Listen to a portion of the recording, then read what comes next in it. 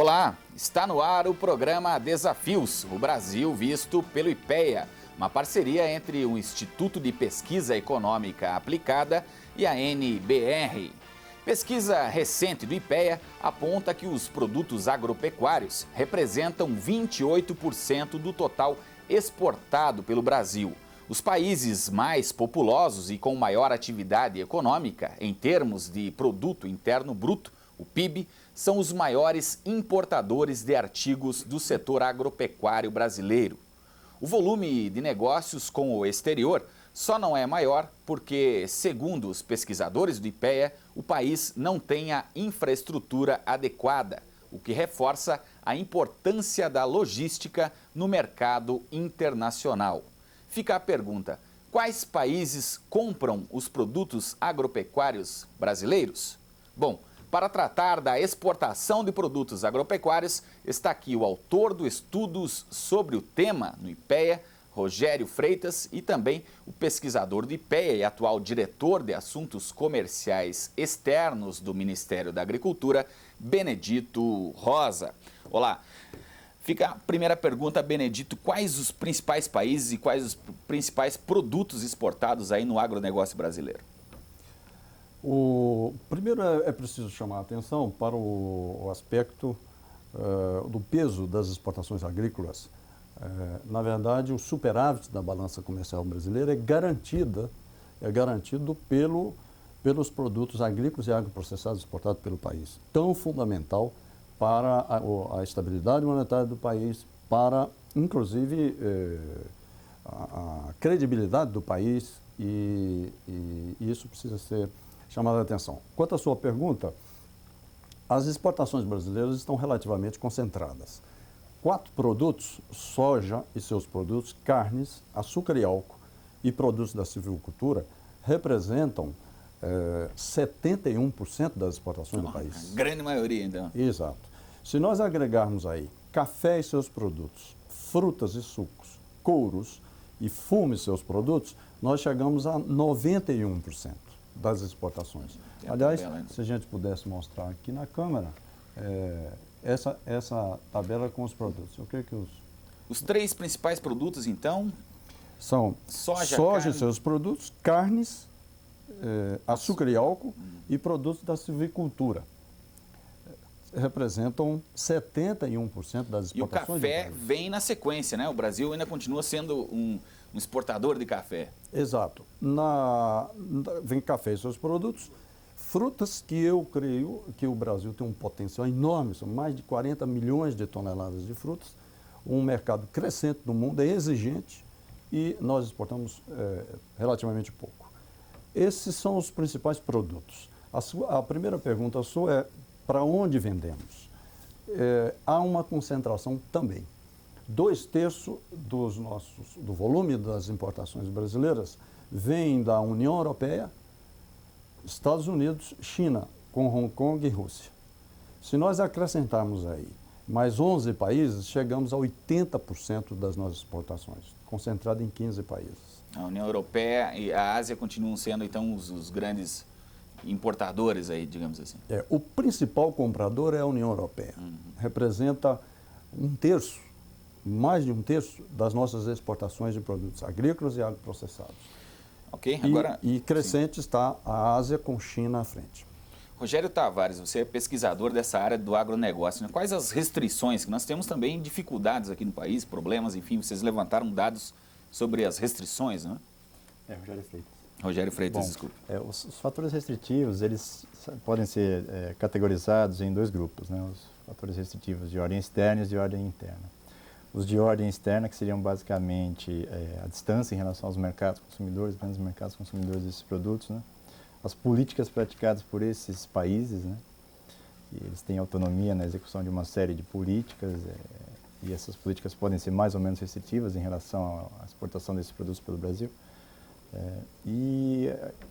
Também variáveis de conjuntura local, né? A gente vai conversar um pouco sobre a taxa de câmbio depois, mas fatores como infraestrutura, custo de alguns insumos no Brasil, esses elementos também tendem em alguns momentos, e para alguns produtos em específico, se tornar limitantes. Bom, políticas públicas para exportação, políticas de exportação, o que nós estamos falhando mais, por exemplo, para exportar mais, né? Que é o grande anseio, acredito, dos agropecuaristas, né? O pessoal do agronegócio. O que falta mesmo? Basicamente, infraestrutura seria a grande pedra no sapato da exportação? No caso da produção agropecuária, como existe uma miríade muito grande de diferentes produções regionais, né? Por exemplo, a produção de suco de laranja é concentrada no estado de São Paulo, né? A produção de soja já se distribui em várias unidades de federação, né? E se expandindo. Então, o tipo de modal e a natureza do processo de transporte para diferentes produtos, ela também é diferenciada, né? É difícil fazer um trabalho que contemple todas, mas esse é um desafio que pode trazer resultados muito bons em termos de solucionar um gargalo importante, que é o de infraestrutura, para a exportação desse tipo de produto, né? E do lado da política, do lado de lá, que é o nosso parceiro, existem diversas dificuldades oriundas de que tipo de atuação. Esses países eles possuem posições mais ou menos conservadoras, em alguns casos, para garantir seu abastecimento alimentar baseado na própria produção local, né? E também existem os grupos de interesse que atuam na formulação das políticas, como é o caso mais conhecido da União Europeia e Estados Unidos, né? Como o Benedito colocou, a Europa é um grande comprador e esse tipo de política o Brasil tem que negociar a todo momento.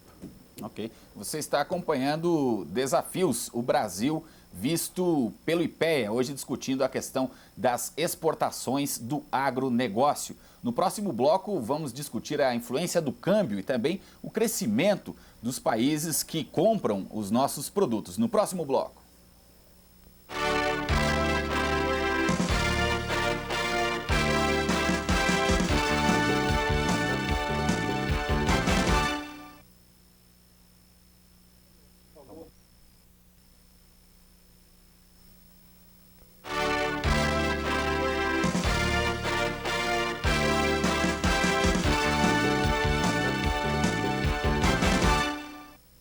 Você está acompanhando Desafios, o Brasil visto pelo IPEA, uma parceria do Instituto de Pesquisa Econômica Aplicada e a NBR. Hoje discutindo as exportações no agronegócio.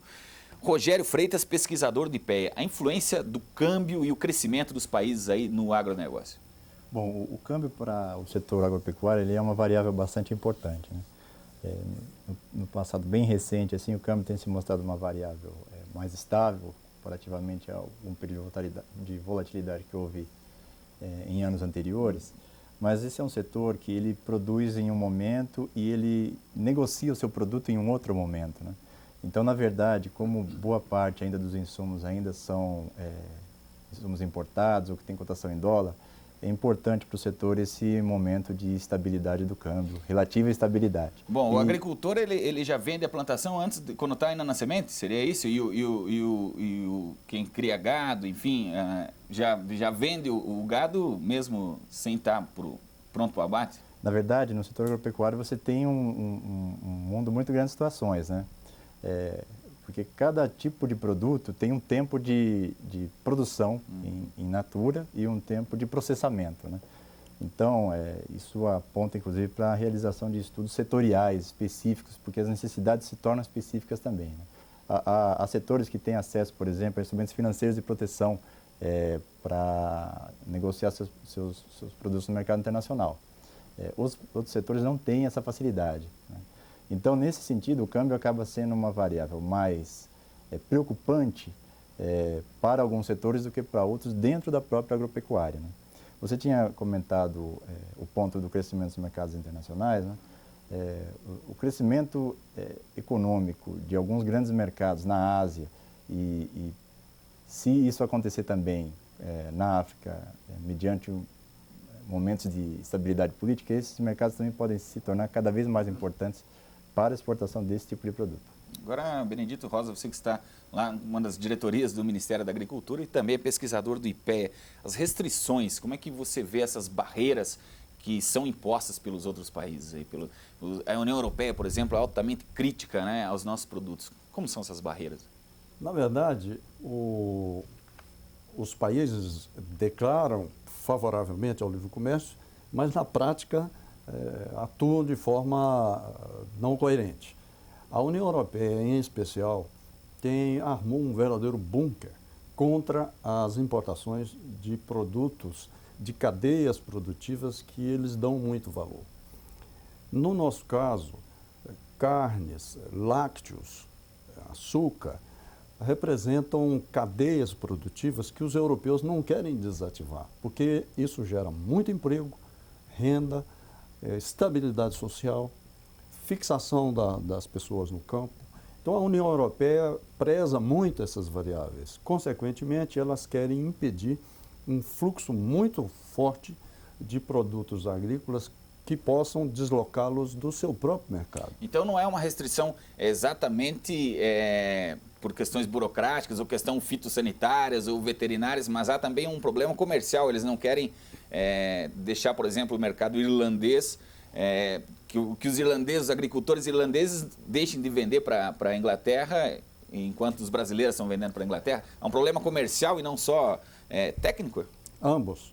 Com relação aos problemas comerciais, as armas usadas são as tarifas, acordos comerciais, etc.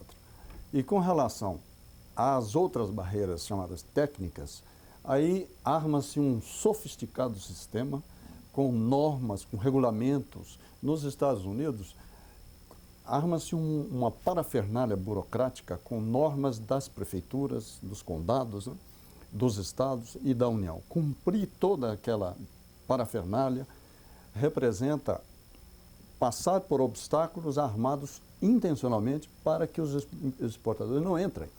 Então, nós temos dois tipos de barreiras principais, mas tem outras que estão aparecendo. As de natureza ambiental, bem-estar de animais serão as futuras.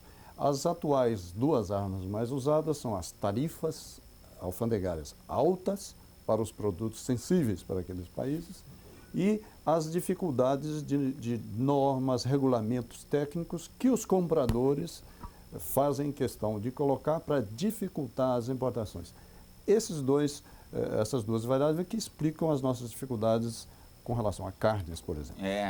Justamente nessa questão da carne, vale ressaltar que a União Europeia está criando barreiras aí à nossa carne. No entanto, é lá na Irlanda do Norte que recentemente houve casos de febre aftosa, houve casos de vaca louca e, no entanto, eles estão com essas restrições, né? Mas aqui no Brasil nós temos outras dificuldades, como a questão do transporte, né, da logística. Rogério Freitas, você estudou tanto local como também para levar o produto até lá, né? A dificuldade já começa aqui dentro do país e daí do porto para frente também há dificuldades? Como que é essa questão? Existem os dois pontos de dificuldade, né? Domesticamente, tanto pela necessidade de desconcentrar os portos de saída, que ainda são muito concentrados nas regiões Sudeste e Sul, e existe uma crescente produção agropecuária nas regiões Centro-Oeste, Oeste da região Nordeste, também mesmo parte da região Norte, e a necessidade de articulação dos modais. A articulação dos modais é um requisito que pode viabilizar a redução de custo do transporte domesticamente, né? Não é uma coisa trivial, uma coisa que exige um esforço contínuo e estratégico muito bem articulado. E na parte externa do transporte e acondicionamento do produto do nosso porto até o mercado de destino, ganha muita relevância essa questão que o Benedito levantou das barreiras não tarifárias, barreiras técnicas, de regulamentações, certificações, porque isso também pode significar um custo adicional no processo de acomodação do produto entre o porto brasileiro e a gôndola de consumo do consumidor final no exterior. E você está acompanhando Desafios, o Brasil visto pelo IPEA, hoje discutindo as exportações no agronegócio. No próximo bloco, as ações de governo para aumentar as exportações. No próximo bloco.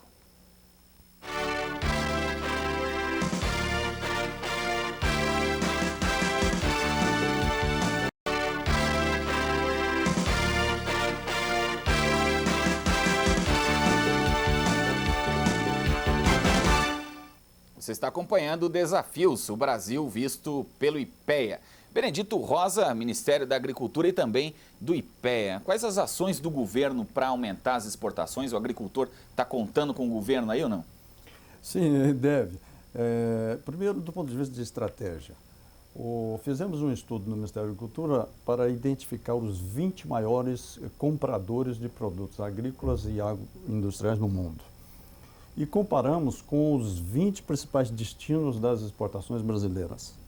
Então, daí se pode identificar problemas. Um deles, estamos fora de 8 grandes mercados do mundo, 8 países que estão entre os 20 maiores compradores de produtos agrícolas e agroindustriais. Por outro lado, estamos presentes em 13 desses 20 maiores compradores de alimentos do mundo, mas com um percentual baixo no mercado daquele país.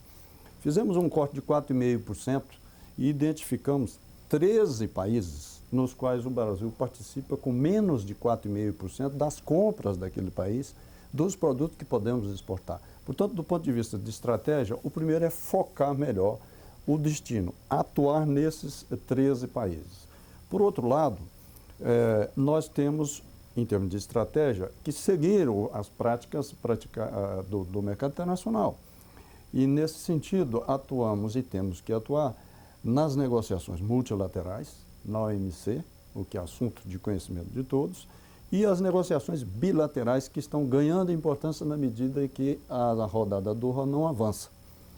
Abrir mercados em negociações bilaterais e atuar nos organismos internacionais. Por outro lado, as barreiras técnicas requerem outro tipo de estratégia. Temos que fazer o dever de casa.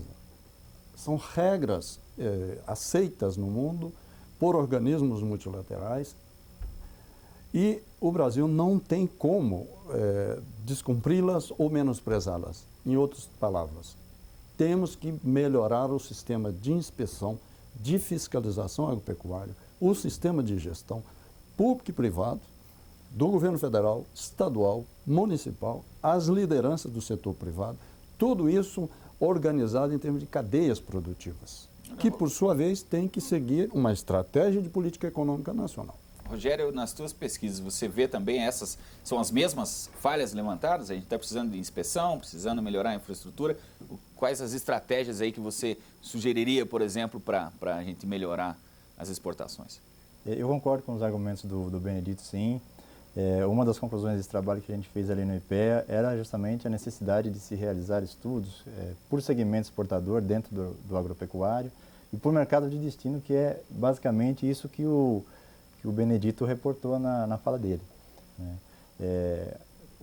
A tendência no mundo é que exista cada vez uma maior necessidade por alimentos e por fontes energéticas oriundas da agricultura. Agora, ao mesmo tempo, as barreiras não técnicas, elas tendem a ganhar uma dominância em relação ao nível de dificuldade para se colocar um produto em um novo mercado ou se manter uma posição em um determinado mercado, né?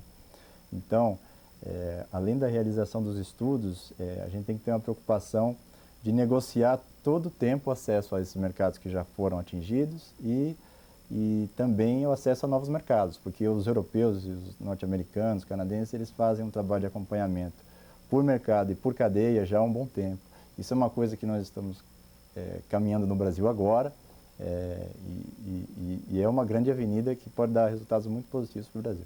Agora, por exemplo, no gado tem a questão do brinco, né? Que as pessoas que moram nas grandes cidades acabam não sabendo, mas a maioria dos bois hoje tem um brinco com identificação. Mas isso não é suficiente, não tem se mostrado suficiente, pelo menos aos olhos de alguns países. É isso? O que nós precisamos melhorar especificamente quando o senhor fala em termos de técnica?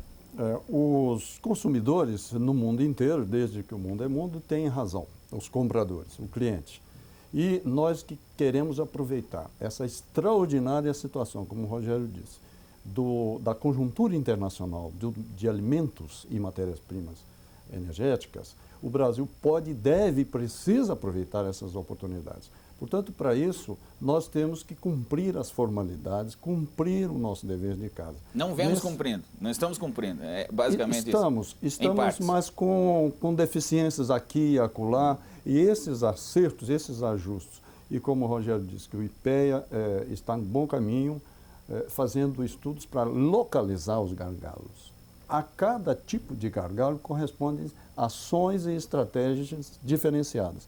Não podemos perder a visão de conjunto e atuar de forma que toda a cadeia produtiva esteja articulada entre setor público e setor privado, prioridades de mercados, prioridades em ações internas. É assim que eu acho que precisamos... Os estudos são assim também, dessa forma, segmentados dentro do agronegócio? Há estudos definidos por cada caminho, por menor que seja? Como que são? Nesse trabalho inicial, a gente olhou a agropecuária como um grande conjunto, né? Nós utilizamos a definição de agropecuária que se originou do Acordo Agrícola da Rodada do Uruguai, que é a definição AMC, que costuma ser negociada... Rodada do Uruguai? Rodada do Uruguai, que costuma ser negociada nos fóruns multilaterais. Uma das conclusões do trabalho foi a necessidade de se fazer estudos individuais por segmento, porque, por exemplo, o mercado de suco de laranja ou a atividade de exportação de suco de laranja, ela é, por definição, diferente da exportação de soja ou de carnes, pelas necessidades de condicionamento da mercadoria, pelo tempo que você leva até chegar ao produto final no Brasil, né?